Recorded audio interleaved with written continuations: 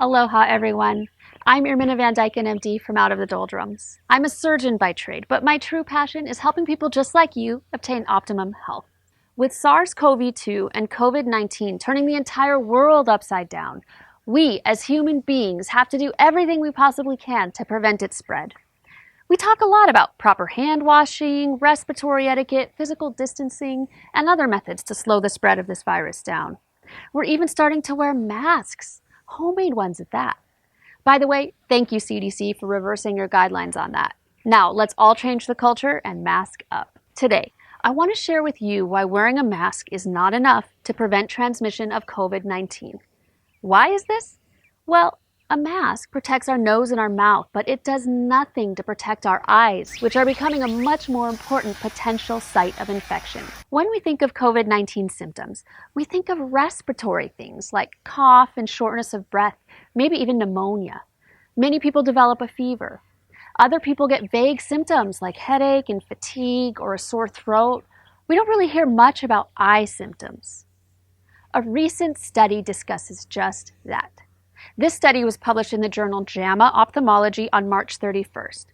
Researchers looked at 38 patients from the Hubei region of China.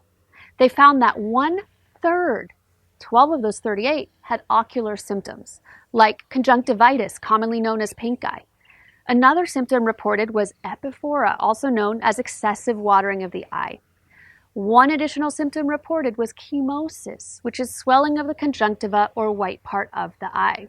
This study also found that 18% of COVID-positive patients had SARS-CoV-2 viral particles in their eyes. A separate study, published in the journal Lancet, wasted no time in saying that SARS-CoV-2 transmission through the ocular surface must not be ignored. They share the story of a certain individual named Guangfa Wang, a member of the National Chinese Expert Panel on Pneumonia. He was infected with the virus when he was performing inspections in Wuhan. He wore an N95 mask, but he did not wear any eye protection. Several days before he developed pneumonia, he was complaining of redness of his eyes. It's speculated that he contracted COVID-19 because he was not wearing eye protection. It's also really interesting to note that ophthalmologist Wen Ling, the whistleblower doctor that raised the initial alarm of coronavirus in the first place and he ultimately died of it, believed he was infected by an asymptomatic glaucoma patient.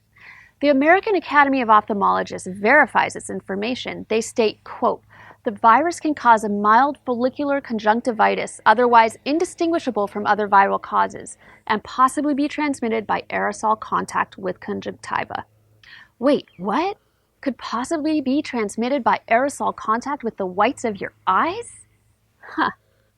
They then go on to recommend wearing proper eye protection for all patients suspected to have COVID-19. What's the biology behind this? Why and how can we get infected through our eyes? Well, we know this virus likes to infect and attach to mucous membranes. Mucous membranes on our face include our nose, our mouth, and our eyes. Then on top of that, there's a connection between the nose and the eyes called the nasal lacrimal duct. This theoretically could allow virus to travel between the eyes and the nose and vice versa. So what can we do with this information? How can we use it to empower us to protect ourselves? If 30 to 50% of people carrying the virus have no symptoms but could be spreading disease, we should protect ourselves and others by wearing as much protection as possible. To me, this would mean a mask and protective eyewear when we're out and about.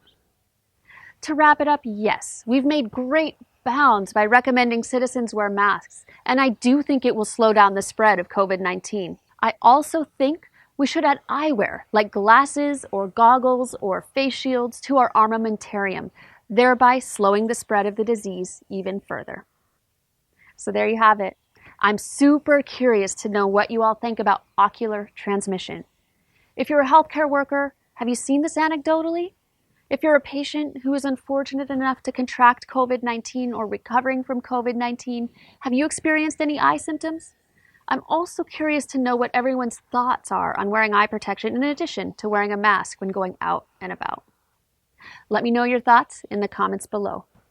Until next time, everyone, stay healthy, stay well, and aloha.